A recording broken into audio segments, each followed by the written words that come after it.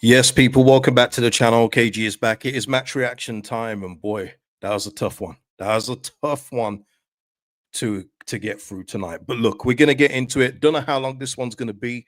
There wasn't really that much to get from this game, if we're being real. But look, as always, people like the video. You know the drill. Helps out the channel immensely. Big up to every single member of the channel as well. You make this thing tick. And thank you to Tommy and Jason Redshaw for those super thanks on the last video. Much appreciated. Michael saying here, 3 games unbeaten, but that was there for the taking. Feel deflated. Philip saying, no, good point in London. Every point away is a great point. Is that you, Daniel? Is that you? No, I'm joking. Danny here saying, good point. I was fearful of a 3-1 drubbing all day for some reason. Yeah, I hear you. What's going on, Ash? Hope you're good. Ian saying, again, we should have won. Hyru, what a terrible game. 3 points were within reach. Brentford weren't good today. Yeah, listen, neither were we. Okay, we were not good either. I think both teams, this game today was lacking so much quality. I mean, it looked like 2 championship clubs going at it today, didn't it? It that first half in particular. Whoa, that was rough to get through. Oh my lord, that was a real tough from both teams. I mean, they could barely string 3-4 passes together, and we were just misplacing passes regularly as well. Like neither side wanted the ball, it seems. And yeah, it was just one of those games. And I mean, for a Sunday evening in the Premier League, that's a tough watch for the neutral fan. But yeah, it's one of those where I did think we were going to lose today just from what we've seen previously. And then we go to Brentford, who have got a good home record, and then we take a loss. But it was a good fight back in the end. I mean, there is a couple of things to speak about in terms of the performance from a few players. But yeah, it is a good point. Obviously, we're going to need to win a game away from home. You know, I know this is a good point, and people will say, yeah, you know, don't lose away. But we're going to need to win some games. You know, we were very close today from having, a disastrous weekend. But, you know, thankfully, West Ham, you know, did what they do. But we do need to start getting points away from home. It can't just always be the home form. James saying here, stack man of the match. Subs late again. Yeah, we'll speak about that. Yeah, it would be nice to win away from home. This would have been a good one to do it. We got Palace next, so that one is going to be tough. Paul here saying thought Brentford were there for the taking. Willie should have been on sooner. What a ball to DCO. Yeah, we'll speak about that and the timing. I mean, this is an issue that is just going to keep on coming up. But it will, like in the championship when we were winning games, because we didn't lose today, it won't be brought up so much. But it is something that you just wish, man, if you just be proactive instead of reactive, who knows what the result could have been. But look, we'll take the point, and we obviously have to move on. We'll get the table up in a bit, but it puts us in a nice position. And from where it was looking from when West Ham were ahead against Villa, it's a lot better. It's a lot better. Hyru with the super chat. Thank you, Hyru. Nonto should have been on earlier. 3-5-2 wasn't working. Should have switched it up. Farker again being reactive after the goal instead of proactive. Yeah, I just said that, Hyru, but thank you for the super chat. It did feel like that. And I'll say this, it did feel like we were going there playing for the point. I don't know how anyone else feels. Obviously, once we did score, it did look like we could have won it. You know, Ampadu had a really good shot that just went wide. But it felt like I felt like both teams were playing for a point today, not just us. But, you know, Farker does have, and he hasn't made a secret out of it. He says, don't lose away, pick up points away, and then win your home games. That's his mantra. So it didn't surprise me that we set up the way we did. And I'm all for it because that's how we do have to set up. But as I said in the preview, when you look at both sides, it's just meat and potatoes. And you saw that today, people. The quality was just, it was honking today. It was really bad. I mean, look, let's look, just look at this. All right. Not the starting lineup. I mean, yeah, that's one thing. Look at the bench. In the Premier League, people, this is what we're working with right now. And people will say we got injuries, but let me say the injuries that go onto the bench, it's Longstaff, it's Dan James, and it's Metcha. You know, I mean, the quality does have to be uplifted with this team. Because I was watching other games this weekend, and you just see the way that other teams can move and pass the ball around and everything else like that. I know that's not going to be a strength of ours, but you can see it takes everything for this team to string things together. And it is tough to watch at times. Like I say, get the job done, stay up, and then we go again in the summer. Hopefully, then you can add some technique and technical prowess to the team. But yeah, it's tough to watch at times. Not gonna lie. Super sticker up. Thank you, Parrot House. Always supporting, man. Thank you. What are we saying here? Lewis saying Palace, Sunderland, Liverpool, Man United, Newcastle next scary hours. Yeah. Well, look, it's all tough. I mean, one thing Danny Farker is correct about is that we are the underdog in pretty much every game, apart from Wolves. I mean, Wolves are just, I don't know what's going on with Wolves, but we are an underdog in pretty much every game. So every game is going to probably look tough. I just wish it was a little bit easier in terms of just some of the options that we had quality wise. But again, that can only be rectified in transfer windows and probably the summer now, not really January. So what we say, Nanto should have started up front. So yeah, listen, this was our starting lineup. And I'm all for it as well, by the way. Probably not Okafor, but saying that, Okafor was one of our most dangerous players in the first half. He probably had our best chances. He was our best outlet in the first half. I would have probably gone with Nanto. I did actually have that in my starting lineup in the preview. Just to give us that little bit of explosiveness up front, it would have made a big difference as well. You saw how Brentford set up. They weren't really prepared for that today in terms of someone going around the corner. And that's what Nanto would have probably provided in that second striker option. But it is what it is. We started off with the 5-3-2, no problems with that. But and also big improvement as well, got to say. After the second half, that has been something that has been a bit of a weakness in conceding. We was actually really good for that first 15 minutes of the second half. I say good, we were more positive in that way. So that was an improvement too. But yeah, in this, what we're going to have to speak about, I mean, rather be Leeds. Would love to see Peru get a chance. Peru is on the first thing smoking in January. He's not staying here. It's one of these things with Peru. That's why I said in the preview, uh, I'm not going to go into it, but I said that there's no point saying Peru at this point because when he does come on, he barely gets charity minutes now. Like he gets 3 minutes a game. So there's no point really talking about him. And if Leeds United are really serious about giving themselves PSR wiggle room, improving the options that are going to be used by the manager, they've got to maximize the best out of Peru's transfer value in January. So, but yeah, in terms of what we had, it was a nice setup. It kind of matched Brentford as well. It was just meat and potatoes all over the place, people. You know what I mean?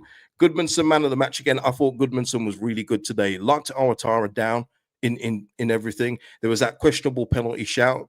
If it was given, it would have been harsh. But again, a soft penalty is still a penalty. But he was offside anyway, so it doesn't matter in regards to that. But overall, I thought he was really good. Going forward, we know what we're getting from Goodmanson. He's going to be a threat going forward, and I thought he was really good. But also want to give shout out to Ampadu as well. 100th game for Leeds today, and I thought he was solid in midfield.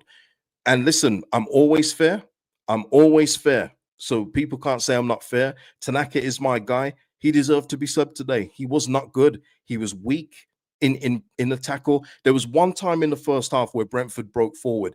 He should have clipped the player. Like the move shouldn't have continued where it was. Tanaka had 2 bites at the cherry and he missed with both. And that was just kind of symptomatic of his game today. He wasn't good today. And you think coming off the high of goals against Chelsea, Liverpool, that, build off that, kind of took a step back today from Tanaka, but hopefully he's given another chance against Crystal Palace and he's not just taken out, because he didn't have a good game today. I hope that doesn't happen. But who else was good today? Stack was really good as well today. Thought Stack had a good game overall in open play. Got to say some of the deliveries for the set pieces weren't great, but open play, I thought Stack was really solid. And of course, Calvert-Lewin, 4 goals in 4. Keep getting that transfer value up, people. And it's funny, because people already say this always happens with football because that's what happens with this is what happens in football. Calvert-Lewin is probably now. This was when he scored 3 and 3, so it's 4 and 4 now. So I'll probably get it a little bit more. But people saying, "Oh, what you saying about DCL now?" It's the long game, people. And when it comes to the long game, I'm usually right. But he's doing well now, and that's all I want. And when he's scoring goals like how he did today, that's how you get the best out of him. Whip the ball in, put it on his head, and he's got more chance of scoring that way. But all this talk about now DCL is back. He's doing well, but people go through scoring patches. Beto for Everton has been through a scoring patch. There's been players lesser than Calvert-Lewin before that have had scoring patches. It doesn't, what's the saying? A swallow doesn't make a summer. I just need him to continue in this vein. Stay healthy, stay fit. I don't expect you to score in every game, but be impactful the way you are at the way you've been, and that will do for me in this current setup. That's it, and that's what I'm looking at, people. But this is what I'm saying about the long game. If he keeps this up, scoring goals at Leeds United will garner interest. Don't make the same mistake you did with Bamford. Do the right thing with this one, and if you can sell high, you sell high. But I'm talking to a different fan base, different owners at this football club that is just so sentimental. They don't see the bigger picture, but it is what it is. But no, big salute to DCL for what he's doing right now. He's hit the, he's got into a nice stride. He's got journos asking if he's going to get recalled for England. Yeah, long may it continue, man. Build up that transfer value. Yeah. Bamford's even gone through. By the way, speaking of Bamford, I did not realize, and it's because I don't really watch the TV with sound on, but I did have it on today. I didn't realize that DCL got Bamford's song. They just reheated his nachos, man. Didn't even wait for him to leave. Got his shirt number, he got his song. Lord have mercy. Oh, man. Michael here saying here, we have to go for wins in games like this. It's why eventually we will go down. Yeah, that will be a conversation for another time. But yeah, listen, at this moment in time, let me just get the table up. Let me just find that table. While I'm getting the table up, please hit a like if you haven't hit the like button already, people. Much appreciated. Yeah. Well, you know what? Before we get into the table, is there anything else from? Yeah, dude, it's crazy. What else stood out for me today? Yep. In terms of defense as well, Strout for me had a really good outing today. Did not even really hear Thiago's name much today. I think between Bjorn, Roden, and definitely Strout in particular, I thought they handled Brentford going forward very well. So yeah, listen, it's all good. I see people talk about Perry, his distribution. This is the whole Nick Pope thing again, where people talk about what they can do with their feet, this stupid modern day thing. As long as he's keeping the ball out the net, which he did when he was called upon most of the time today, apart from, I mean, it's going down as a Jordan Henderson goal, people, but that's an own goal. But I think because he's done the whole Jota celebration thing, they don't want to be the party poopers and take it off him, which I'm sure Bio was very happy about. But apart from that, Perry was very solid today. Claimed crosses when he needed to, when he had to. Was good at saving the shots when they came through. There's nothing to complain about. If you're looking for a ball playing goalkeeper, you can have one of those. But what if they're not so good saving the shots? I know what I'd prefer. And if the weakness of his is his distribution, get him to roll it out to the center backs, to the full backs, whatever you need to do. As long as he's solid in goal, it's fine. Yeah, Bjorn is a rock along with Roden at the back. Yeah.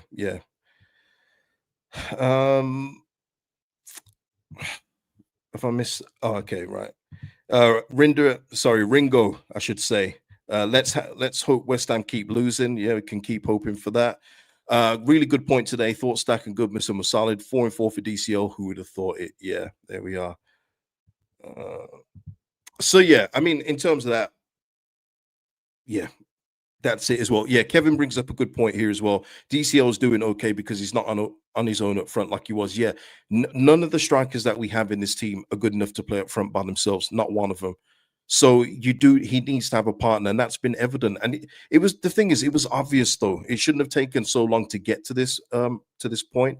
But yeah, join up the attackers as much as you can with him, so he's got someone to play off, and it will work. And it's working at this point in time. So yeah. That's it as well. Sam, one of the strengths that we knew that Perry had in terms of his distribution, they should encourage Perry to use his crazy long throw more often. Yeah, I don't know why we don't do that. Maybe it's too risky, because he did do it when he first started playing games, and we haven't seen it since. I liken it to when Gruev was with us in the championship in the first year, or whenever he was signed. And he was playing diagonal balls. He was the one playing the more expansive passes in the midfield out of him and Glenn Kamara. Then all of a sudden it stopped. And you got to think that might be an instruction just to say, no more long throws. Just roll it out to whoever it is, in front of you.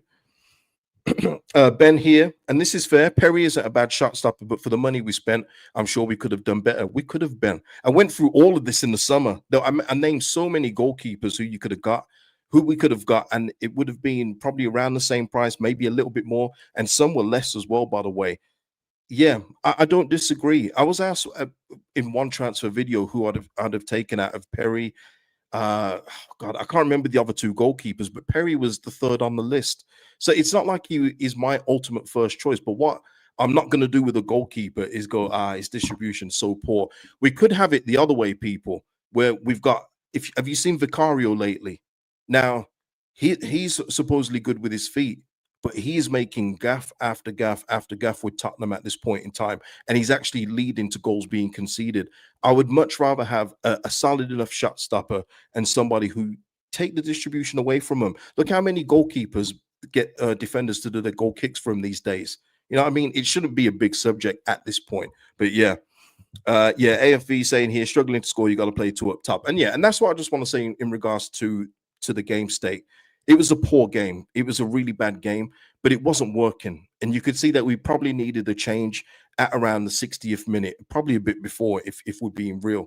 But it shouldn't always take for us to go behind for Danny Farker to make subs. And again, this will get lost because we gained a point today. But if we didn't get a point, people would be saying he made the subs too late. Why does he do this? Why can't he be proactive? But he should be, because like people have said today, Brentford weren't great today. You know, I think we could have gone there and got a victory today. But you know, we had to fight back from behind. Fine. But I would just love it if he just recognized it a bit early and then said, you know what, Nanto, go on while it's 0-0. Let's see what we can do here. Who knows what happens there? No one's ever going to know. So yeah, it is what it is. Yeah, seeing Harrison warm up freaked me out. Yeah, he did get some charity minutes today. He didn't put him at left back, which was good to see. But yeah, that's what I'm talking about, people. That just the quality that we've got in this team, it's severely lacking. And if they could address any of it in January, I'll be very grateful. I'm not expecting the world. I'm not expecting 3-4 changes. Not even probably expecting 2. But I would just love them to just upgrade the quality in this team by 25%. You know what I mean? Because you saw with Brentford's goal. Let's just say with Brentford's goal when Damsgaard came on, you saw the pass that he put through that just split our defense. We're lacking that. That's the kind of thing that we're lacking. We're lacking somebody who can just unlock the door with a pass that no one else can see. And that's what I need us to have. We've got a lot of endeavor. We got a lot of work rate. We know the drill, but we're just lacking those kind of quality players where you just go, oh, that's what they can give you, something out of nothing. Even with West Ham losing again, Bowen coming up with goals. That's what you need. You need those kind of players, man. And we just don't have that at this point. But yeah, no options at the bench. Yeah. Nathan saying here, great point on the road, but yeah, with more quality, we win this. And I agree with that, Nathan. That's been the theme of a few games though this season. If we just had that little bit more quality instead of just workmanship, I think we'd have a few more points. I genuinely believe that as well. I genuinely believe that. Lee's saying here, January transfer window is guaranteed anticlimax. Yeah, I'm going in with very low expectations because of the summer window we had. So if they can, you know, surprise me, I'd be very grateful. I'm not, like I say, I'm not expecting the world in terms of that, but I'm going in with low expectations, especially with who we would kind of link with at the end of the window. If we're still looking at that kind of player, all you're doing is adding bodies to this and not adding quality to it. And there's a big difference for me. But yeah, and yeah, I hear you, Matt. Talking about Harrison still at Leeds is mind blowing. And this is what I was saying in videos I was doing early in the week. Move him out.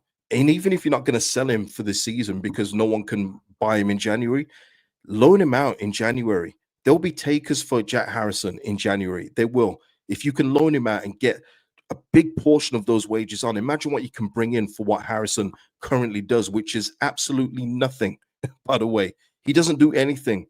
Okay. And I'm not, and like I say, I don't even put the Forest thing on him. That's on Farker for putting him at left back, but he does nothing. So if you can move out those wages for the rest of the season, then look to the summer to sell him, because Farker and the recruitment team have got to look at him and go, yeah, we're not getting the value here. We can do better. Let's move him out. Let's get someone else in. But you know what? We'll see. January's coming very soon, people. A couple of weeks away. So we'll see very soon. And you know what? We'll do these in videos as well. Talk about transfers we want to see and positions we want to see filled as well. By the looks of the chat, it looks like you guys want a new goalkeeper already. But yeah, we'll see what happens. In terms of the results, yeah, ones that concern us. I mean, Wolves. I mean, Arsenal didn't even score a goal, did they? It was literally 3 Wolves goals in the games. That shows you where they're going. All right. So Wolves have locked up position 20. All right. Fulham getting the win was not ideal. I could have done with maybe that one being a draw, but it is what it is with that now. Sunderland Newcastle today. Sunderland winning that game. That was great. Nothing to do with us, but just saying, fellow promoted side getting another 3 points on the board. Who else was there? Forest winning against Spurs was not ideal. Again, their goalkeeper Tottenham today gifted them pretty much 2 goals in that one. So that isn't ideal, and it improves Forest's goal difference, which is something that we have to look out for. West Ham, I thought we're going to beat Villa at one point, but Villa come back. Unai Emery is Unai Emery. He's doing a great job. And of course, we get a point. So this is how we look at this point in time, people. Let's just put it to 16th. I think that's probably the most realistic thing. Andy's saying now it's us versus West Ham. At this moment in time, yeah, the reason why I probably lean on Andy's side as well is because it's Forest and it's Sean Dyche. And I just feel with the players that they have there, the defenders that they've got, that's like Sean Dyche's dream to have a Murillo and Milinkovic in there. Sells is a good goalkeeper. And Morgan Gibbs White midfield. They've just got a lot of weapons in there that says to me they're going to gain more points over the course of the season. As you can see from the table, they've got 3 wins in 5 people, so they've gathered up those points. Yeah, Morgan Rogers is killing it for Villa. Yeah, I think Villa. Let me go up to the other end of the table. It feels like we're in 2 different leagues, doesn't it, people? It feels like the bottom of the league is just separate from here. But yeah, they're up in 3rd. That's what look how Villa started as well, and they're just reeling off wins. I think they've won like 10 in a row. Don't quote me on that, but they've won a lot of games in a row. And yeah, and as you see, Sunderland, our promoted brothers, there up in 7th. But yeah, it's gonna be tight, people.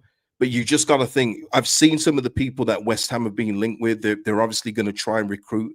And Nuno is going to want a couple of players in January. If they can add that to what they've got with Paqueta and more so Jared Bowen, that's something we got to look out for. But at this point in time, people, we are 3 points ahead. And if you want to say 4 with goal difference, with a better goal difference, you can say that. But the games, as you can see, they're coming thick and fast.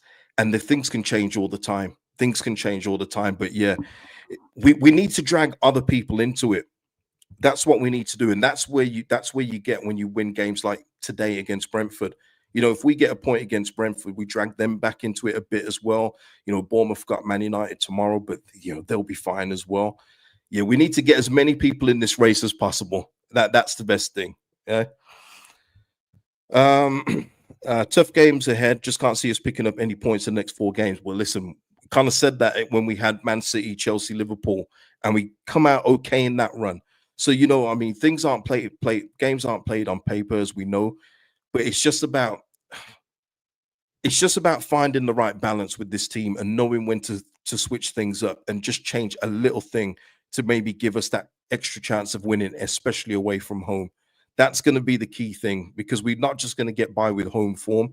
At some point, there's going to be a run, people, where we don't win a home game in a couple of games, maybe 3-4 games.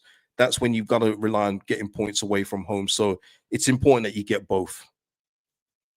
Mr. P saying here, another angle to look at is our form is no loss in 3. Absolutely, man. Absolutely. But as you can see with like Forest, getting 3 wins in that 5, that's better, isn't it? It all matters in the Premier League. But look, we've got the point today, people. Yeah. Erland here saying as well, they were there for the take, and win today would have dragged them into it. Absolutely. But yeah, there's not much else to talk about in this one. We'll go through on the cool down tomorrow, Danny Farker's comments after the game and anything else that we may have missed. So look out for that video tomorrow, people. But look, we've picked up a point. We're saying rescued a point from Brentford today. Keeps us out of the bottom 3, which is the most important thing. 17th, we're all celebrating at the end of the season, 100%. But look, things we could have done better. Listen, give me your thoughts and feelings in the comments and like the video before you go. Oh, hold on. Hyru with a super chat just on the close. Oh, what do you think of Cena tapping out? Gunther is my guy, but haven't seen a tap out in his final match. Still doesn't sit well. I'm glad Triple H got booed. Yeah.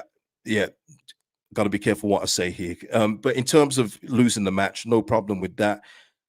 I get the whole thing of him smiling, then tapping, like the realization of, okay, this is it for me. I'm going to bow out now. but maybe just have him pass out, smile and then just fade away. Maybe that would have been better. But yeah, there's a lot of questionable things going on right now, but it is what it is, right? It is what it is. In terms of that, the booking has been skewy, but just don't mess up my man Obafemi. One of those. One of those. Ooh. But listen, people, that is it for today. I hope you enjoyed it, and hope you're awake now. The post match was better than the game. But yeah, listen, 1-1 draw. We take that. Move on to the next one. See you tomorrow for the cool down. Peace out.